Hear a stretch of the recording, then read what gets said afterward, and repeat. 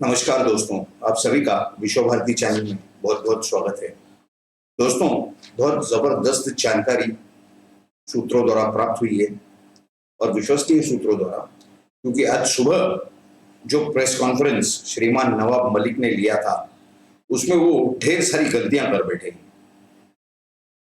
उसकी पूरी जानकारी हम आपको देंगे। उन्होंने न सिर्फ खुद को फंसा लिया है, खुद के पार्टी को फंसा लिया है, बल्कि साथ में उनके जो महाविकास आघाड़ी की सरकार है, उसमें शिवसेना और कांग्रेस पार्टियां उनके साथ में हैं। उसमें कांग्रेस को भी उन्होंने बुरा फंसा दिया है। क्या है, क्या हुआ है, वो हम आपको इसमें इसी वीडियो में पूरी जानकारी देने जा रहे हैं। तो कृपया इस वीडियो को पूरा अंत तक आप जरूर देखिए।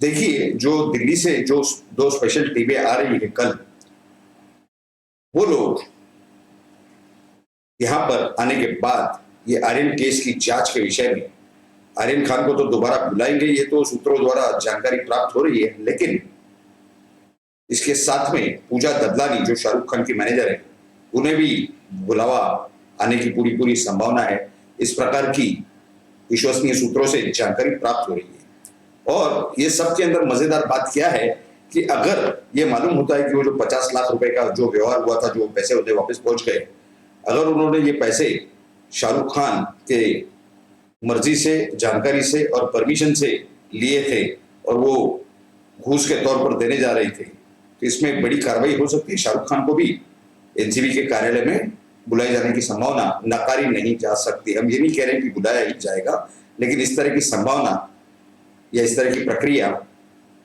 का होना की जो संभावना है, उसको नकारा नहीं जा सकता। और आपको एक और खुलासा दे दें कि जब बिल्ली दूध पीती है तो बिल्कुल आंखें बंद करके पीती है। उसे लगता है कि वो उसे कोई नहीं देख रहा है। उसी तरह का काम नवाब मलिक से हो चुका है।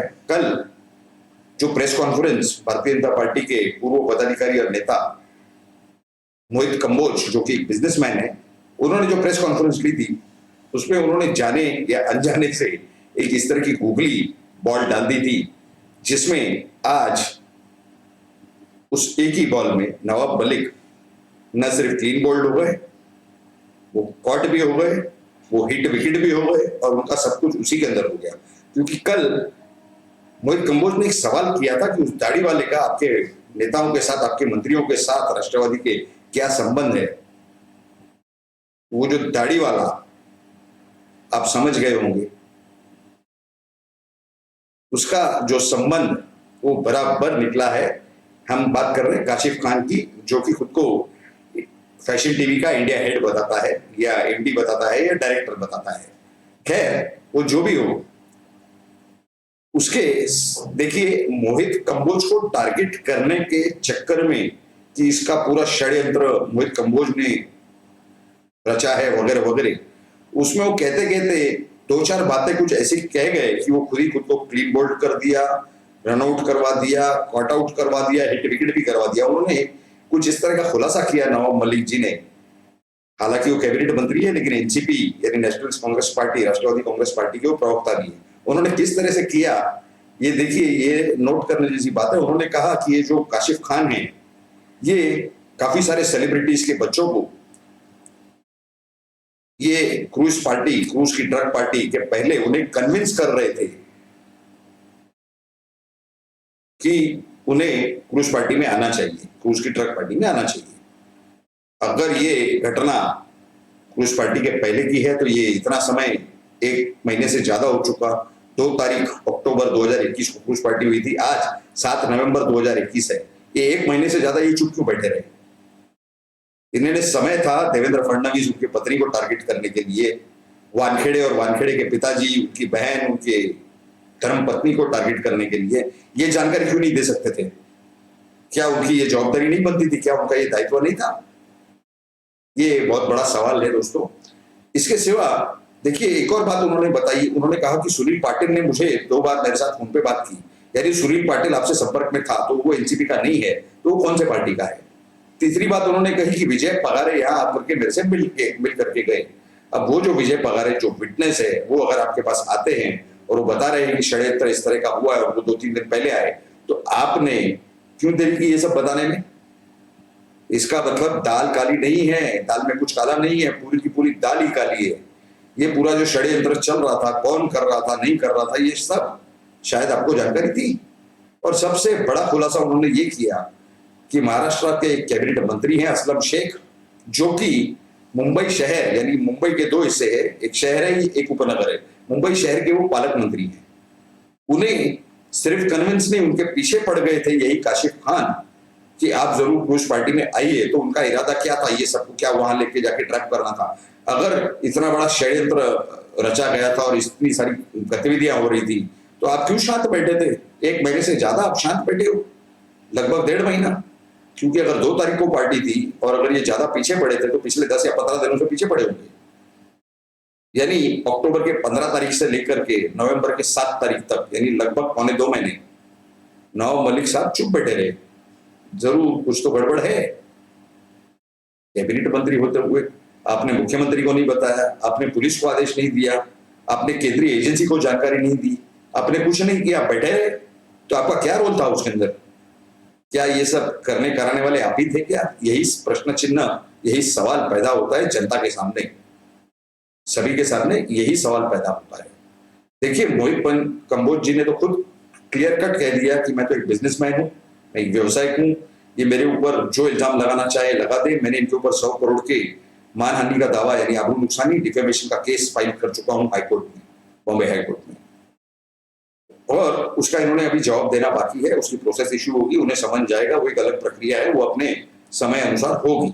लेकिन इसमें ये जो जानकारी है वो मोहित कंबोज को बार बार टारगेट करना चालू कर दिया है। क्योंकि मोहित कंबोज ने जब पहला प्रेस कॉन्फ्रेंस की और ये जानकारी दे दी तो बौखलाहट के मारे उन्होंने मोहित कंबोज को टारगेट करने तक तो ठीक ही था, लेकिन ये जो कबूलनामा उन्होंने दे दिया कि असलम शेख के पीछे वो काफी समय से पीछे पड़े हुए थे, यानी कन्विंस नहीं कर रहे थे, इन्वाइट नहीं किया है, पीछे पड़े हुए थे कि आप आइए, मंत्री के पीछे और काफी सारे मंत्रियों के और सेलिब्रिटीज के बच्चों के पीछे।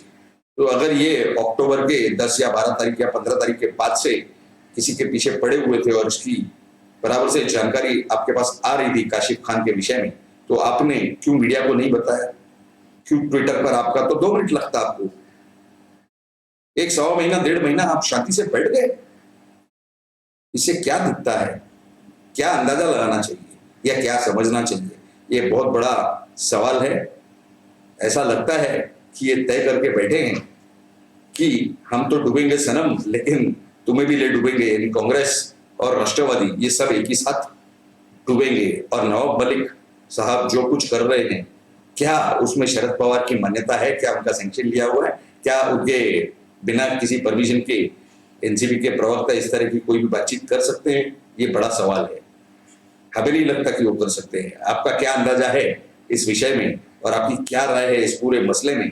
ये जरूर आप नीचे कमेंट बॉक्स में हमें लिख करके आपका रिस्पांस दें, हमें जरूर आपकी राय बताएं। और आपसे एक और निवेदन है कि अगर आपको इस वीडियो का कंटेंट अच्छा लगा हो तो जरूर इस वीडियो को लाइक करें और आपके जितने दोस्त हैं, आपके जितने रिश्तेदार हैं, आपके प्रोफेशनल क्षेत्र में यानी कामकाज के क्षेत्र में जितने सहकारी हैं, कलीग्स हैं, उनके साथ, आपके अड़ोस पड़ोस के लोगों के साथ, सभी के साथ इस वीडियो को शेयर करें ताकि हकीकत भारत के कोने कोने में पहुंच सके, हर इंसान तक जा सके। ये आपसे हमारा निवेदन है कि जनप्रतिनिधि जो एमएलए बन के चुन करके आते हैं और वो अपना काम करने के बजाय दूसरा ही कुछ काम करते हैं। महाराष्ट्र में वसूली चल रही थी, अनिल देशमुख अंदर है, उनको एक और बड़ा झटका लगा है। उन्हें कल जुडिशियल कस्टडी कर दिया था, अर्थरोड जेल में पहुंचा दिया था, लेकिन उसके बाद आज फिर हाईकोर्ट से ऑर्डर हुआ है क्योंकि जो नारकोटिक्स कंट्रोल ब्यूरो यानी एनसीबी है, उन्होंने हाईकोर्ट में गुहार लगाई। वहां से उनका सॉरी नॉट एनसीबी, ईडी ने हाईकोर्ट में गुहार लगाई और उन्हें वापस ईडी की कस्टडी में दे दिया गया, एनफोर्समेंट डायरेक्टोरेट की कस्टडी में वो वापस आ चुके हैं अगले कुछ दिनों के लिए। तो कहने के शायद 12 या 13 तारीख तक के लिए।